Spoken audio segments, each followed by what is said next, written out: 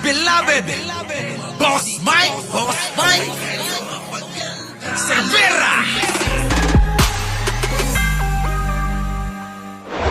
Dutch Immigration Authorities ang asylum application. Eto na mga kababayan, balitang-balita to ngayon at binalita ko na rin ito. Di po ba? Di ba, Idol? Jen Mirapuentes, ewan ko ba sa kanila? So, eto na nga, asylum application ni dating, yun na nga yan, si Roque. Presidential spokesperson ni, Digunyo na nakakulong din, na mukhang magkakasama na sila. Ibinasura na ng Dutch Immigration Authorities. Sabi po din sa balita. Yan na mga kababayan, si Roque. Kung inyong matatandaan, ganito ang pagmumukha niyan bago umalis ng Pilipinas, mga kababayan. Ngayon po, ang itsura niyan, mga kababayan, baka kasi hindi nyo na siya makilala, sa itsura niya ngayon, baka mga kababayan, makasalubong ninyo, sabihin nyo, umuwi na at pinaghahanap na siya ng alagad ng batas. Ganito na po itsura niyan, ha. Ito po ay noong bago umalis ng Pilipinas at magtago. Ngayon po, ang itsura po niyan ay ganito rin na. Po ay kumuha ng visa galing sa... Ayan po ang itsura na ho ni Roque, mga kababayan. Kung inyong mapapansin, mga kababayan, sabi ko nga, yung kanyang eye bag ay halos umabot na ho sa kanyang baba. Malayong-malayo na ho itsura, mga kababayan. Ano po? Malayong-malayo na itsura kung inyong pagmamasdan. Pero, ang hiling ko sa inyo, pagmasdan nyo na, mga kababayan. Baka mamaya, yung mga taga-Europa o sa ibang bansa, patalsikin uli sa Germany. Mga kababayan, pag nakasalubong nyo, pakisabi, umuwi na, ha? Ayan po yung pagmumukha ngayon ng pinaghahanap ng alagad ng batas gawa ng mga kaso dito sa Pilipinas. Opo, ha? Yan po siya. So, eto na po, mga kababayan. Punta na natin ang balita na eto daw si Harry Roque ay pinalayas na sa Netherlands. Eto na, pasok. Dutch Immigration Authority. Tinapos na ng Dutch Immigration Authorities ang asylum application ni dating presidential spokesman Harry Roque at inilipat ang kanyang kaso sa Germany, ang bansang nagbigay sa kanya ng Schengen visa. Ito ang ibinunyag ni Joel Vega, isang Dutch national na ipinanganak sa Pilipinas batay sa nakuha nitong impormasyon sa hindi nabanggit na source. Sa kanyang FB post, sinabi ni Vega na determinate ng Dutch Immigration ng Naturalization Service ang application ni Roque noong June 10 at ibinalik na ang kanyang recording na kaso sa German authorities alinsunod sa Dublin Regulation. Ang Schengen visa ay nagbigay daan sa mga hindi mamamayan ng Europe na bumisita sa Schengen, isang grupo ng 29 na mga bansa sa Europa para sa isang maikling pagbisita na hanggang 90 days lamang. Sinabi ni Vega na dahil Germany ang nag-issue ng Schengen visa kay Roque, kaya sila ang responsable sa kasong ito. Wala pang kumpirmasyon kung naghain na ng asylum si Roque sa Germany. Una rito kinumpirma ng Philippine government na nakikipagtulungan sila sa mga otoridad ng Europa para maibalik sa Pilipinas si Attorney Harry Roque.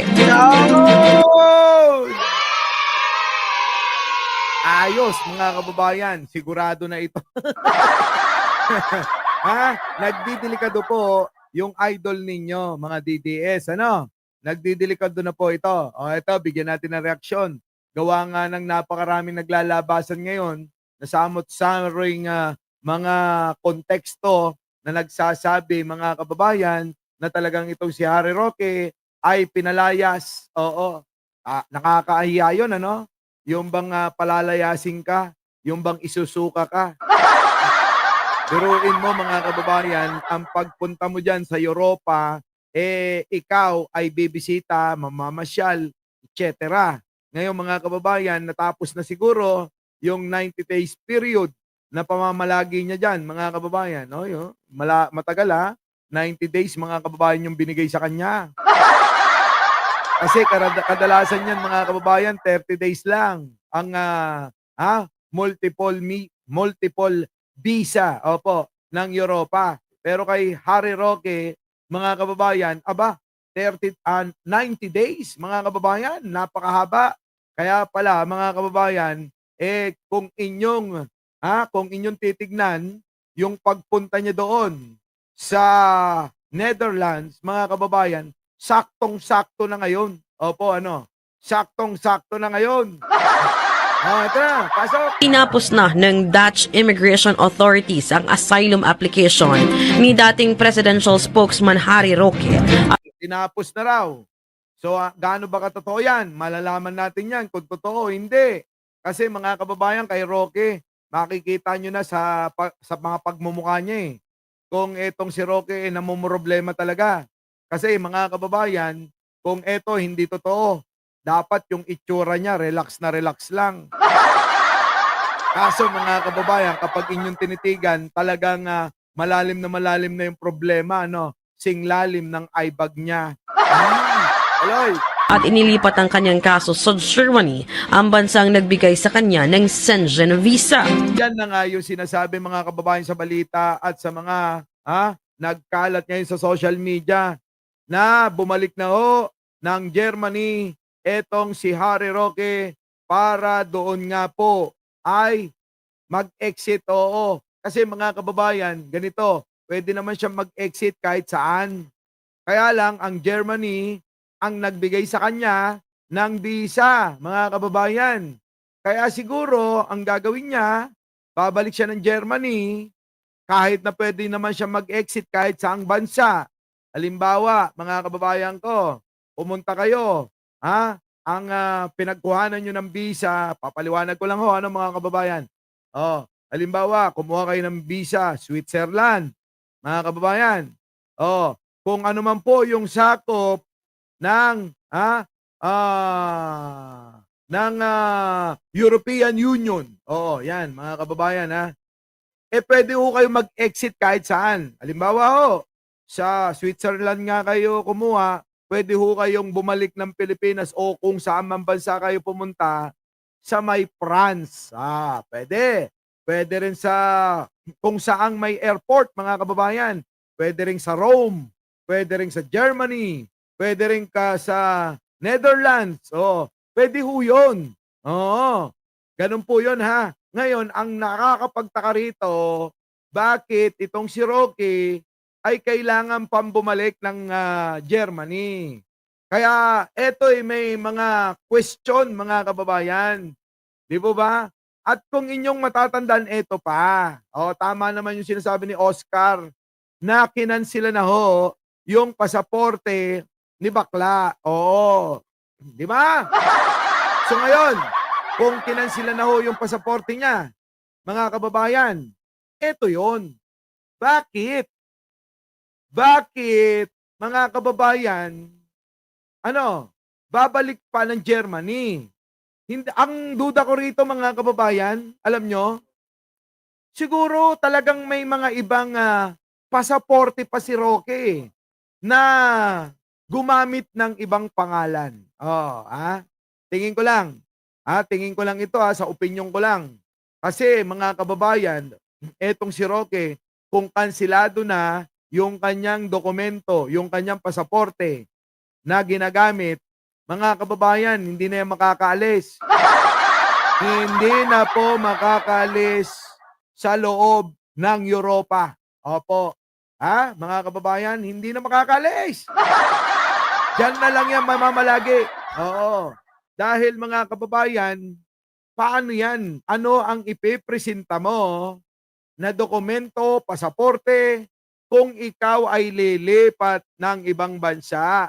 Kaya eto mga kababayan, itong si Roque, tingin ko lang, mukhang eto na problema ng husto dahil nagkamali siya ng hinala. Nagkamali ng akala, hinala, akala o ano pa man katawagan, mga kababayan. Na akala niya mapagbibigyan siya ng kanyang hinihiling na asylum. Hindi napagbigyan. Ayan, corner ka ngayon dyan. Ngayon, eto, dito natin malalaman kung etong si Roque ay meron pang ibang pasaporte. Kapag ka po nakalis sa loob ng Europa, nasasakupan ng EU, mga kababayan, sigurado ho yan na mayroon pong ibang pasaporte. Yan. Nasusundan niyo po ba ako, mga kababayan? Kasi wala na kansilado na eh. Paano pa siya makakalis sa teritoryo ng EU kung wala ng pasaporte? Nagigets niyo po ba, mga kababayan? Ganun po yun. So ngayon, lumipad po, nag-travel po sila by land. Opo nag-travel by land. Itong si Roque, kasama pa yata si Hitad. Opo, at nakita nyo naman, kanina pinakita ko yung kanyang pagmumuka, talagang pagod na pagod na pagod na yung bakla. Press 1, Boss Mike, kung nakakasunod kayo. Sabi ni Alvin Lorio, mga kababayan sa mga nakakasunod ng mga sinasabi ko din paki-press 1 naman po. Press 1! Ito na, mga kababayan. Ayun, nasusundan tayo. Buti naman. Tuloy. Ito na, ngayon, mga kababayan, tuloy natin tong video. Ito ang ibinunyag ni Joel Vega, isang Dutch national na ipinanganak sa Pilipinas.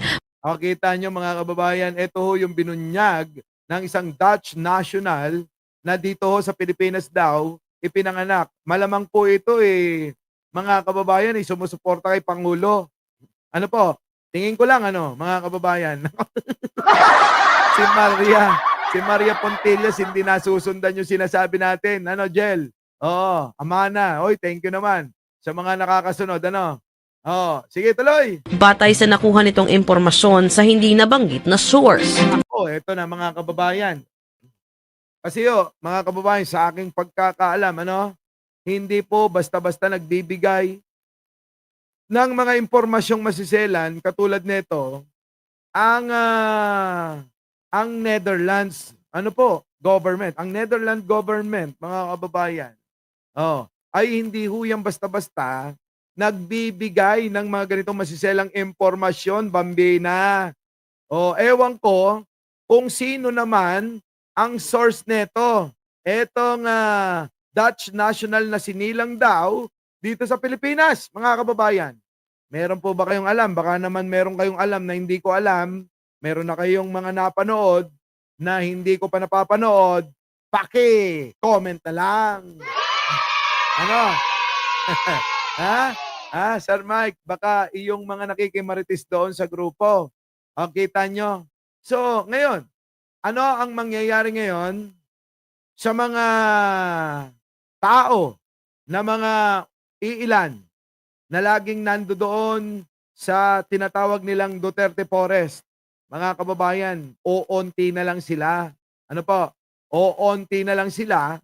Kaya mga kababayan, lalo na sila na panghihinaan ng loob.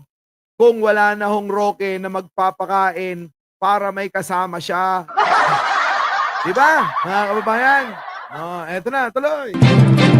Sa kanyang FB post, sinabi ni Vega na determinate ng Dutch Immigration ng Naturalization Service ang application ni Roque noong June 10 at ibinalik na ang kanyang recording na kaso sa German authorities alinsunod sa Dublin Regulation. Mga kababayan, eto na. Yung mga regulasyon ng Dublin na yan, kailangan masunod. Dahil pag hindi po nasunod, mga kababayan, magugulat na lang kayo, si Roque dadamputin na ng mga pulis sa Europa. Kasi po, mga kababayan, lalabas po, ito po ay illegal alien na. Opo. Nasusundan niyo po ba ako? Kasi ko po, pag napaso na po, yung binigay sa kanya na 90 araw na pananatili na pribileyo niya sa pagkuha niya ng visa niya, ng Schengen visa, mga kababayan, yan na. Diyan na ho lalong kakabahan si Roque. Sapagkat magiging illegal alien na siya dyan. Ibig sabihin, mga kababayan, due date na yung pananatili niya sa Europa. Ganon. Hmm. Arvin, wag na. Oh, di ba? Yun, no? Napindot daw, sabi ni Maria. Yun, mga kababayan ko. So, kung due date na, tapos na. Oh, kapag sumobra ka doon, oh, yun, mga kababayan. Ha? Overstaying na, mga kababayan. Kaya ang mangyayari, illegal alien na siya. Ha? Ibig sabihin, nilabag niya na yung binigay sa kanyang pribileyo na 90 days period para manatili sa nasasakupan ng European Union, EU, mga kababayan. Yan. Lipat sa babuyan. So yun, mga kababayan, ganyan ang mangyayari kay Roque. Kaya nga ba, kung makikita nyo na yung pagmumukha niya, talagang umimpis na, no? Oo, umimpis na yung mukha niya eh. Wala nang kaganda-ganda. Kung dati laging nagniningning ang mga mata at namumutok ang pisngi niya dahil saganang-sagana. Siguro, mga kababayan, eto pa, napakahirap po, mga kababayan, ng nasa ibang bansa. Gawa ng lahat, mahal, una.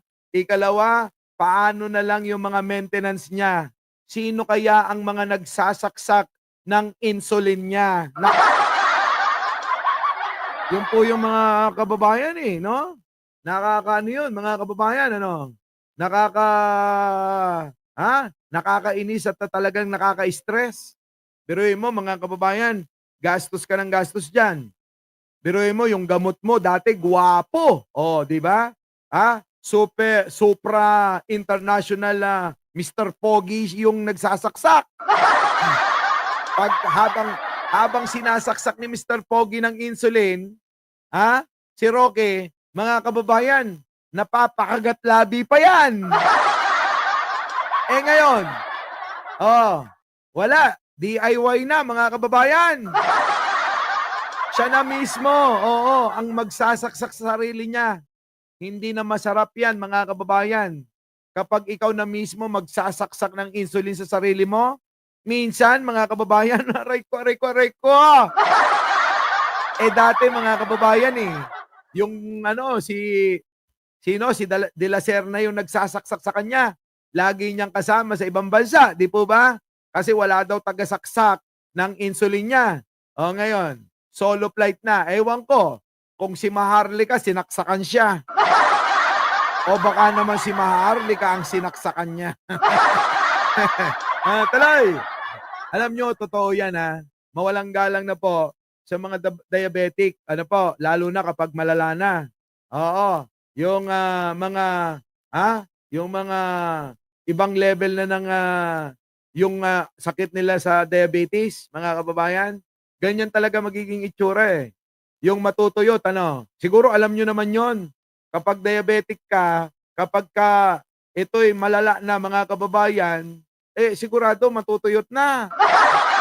Oo, matutuyot na. Tuloy. Ang Schengen visa ay nagbigay daan sa mga hindi mamamayan ng Europe na bumisita sa Schengen, isang grupo ng 29 na mga bansa sa Europa para sa isang maikling pagbisita na hanggang 90 days lamang. Opo, kadalasan po, yung pong 90 days maximum na yung binigay sa kanya. Opo kita nyo, 90 days, yan na yung maximum period. Kadalasan po, kahit multiple visa, yung ibigay sa inyo ng Schengen visa na ibibigay sa inyo. Kadalasan 30 days lang. Yung iba nga 15 days lang. Kaya swerte si Roque, umabot pa ng 90 days. Di po ba? Swerte niya yun, 90 days, mga kababayan. Tuloy. Sinabi ni Vega na dahil Germany ang nag-issue ng Schengen visa kay Roque, kaya sila ang responsable sa kasong ito.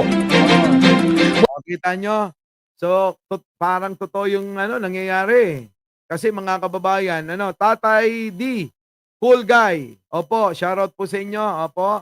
Eto mga kababayan parang gusto ko na na maniwala na totoo itong aligasyon na itong si Roque bumalik na ng Germany Kasi mga kababayan, ulitin ko yung sinabi ko ng mga nakarang mga araw na bumiyahe na ho, no, gamit ang isang sasakyan, kasama ho si Maharlika, binaybay po nila yan.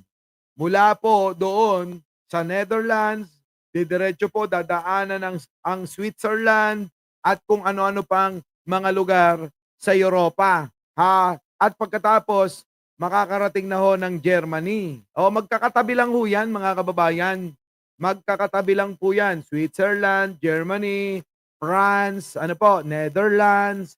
Opo, byland po yan. Hindi nyo na ho kailangan na lumipad kung gusto nyo naman ng travel talaga. Kapag travel, mahilig ko kayo mag-travel, mas mai enjoy nyo kung nakabaylan kayo. Bakit ho? Makikita nyo ho yung mga magagandang tanawin, kung paano yung kanilang agrikultura. Opo, napakaganda ng mga tanawin sapagkat nando din yung po bang dati nilang tinutuligsa na windmill, mga kababayan. Nako, ang mga windmill nila mga kababayan, parang tinanim lang. Oo, parang tinanim lang na mga gulay, ano, na mga puno. Ay, nako, napakarami. Parang farm. Malayong malayo po doon sa Ilocos. Oo. Katulad lang pero yung dami, mga kababayan. Nako, Diyos ko po. Tapos yung baba, ang ganda ng pagkaka-landscape nila. Opo. Tapos yung mga istruktura, nako mga kababayan ko, sasabihin nyo grabe. Oo, paraiso ba talaga ang Europa? Mag-iingat lang kayo kasi maraming mandurugas at mandurukot dyan. Josie Tango, ano, Bambina, siguro naman yung mga taga-Europang nandito, alam nyo kung ano yung tinutukoy ko, ano, mga kababayan. Sa mga nakarating din, alam nyo naman din, ano, mga kababayan. Oo, sa Europe, border lang. Labanan para makapunta ka sa ibang bansa. Yo! Biruin ninyo. Oo, border lang. Tama si Jem, HE, no? Border lang ho, mga kababayan. Yung border na yan, pagtawid nyo, ibang bansa na yan, mga kababayan. Ganon. O, ganon uli. Sunod-sunod ho yan, mga kababayan. Parang sa Amerika. O, di ba, Jojo Chavez? Wala hong pinagkaiba ang Europa kapag pumunta ho kayo ng Amerika. Maraming states, ano po? O, pwede hong byland. From Kentucky to Chicago, ano, ilang oras lang, siguro mga 6 hanggang 8 oras. Parang ganun din ho sa kanila. Ibang states na ho yun. Ano po, ibang pamamalakad ng gobyerno kada state sa Amerika. Naku, magaling ako dyan. Di ba? Oh, tulad niyan, mga kababayan sa LA. Oh, di ba? Iba na namang states yan, mga kababayan. Pero maluwag ang LA. Sakop dyan ng San Francisco, sakop dyan ng California pala, sorry. Ang California, maluwag po yan, ano? Maluwag. Oh. California, sakop ang San Francisco, Los Angeles, at marami pang iba. So, kung mga kababayan, malilito kayo kasi nung una nalilito ko.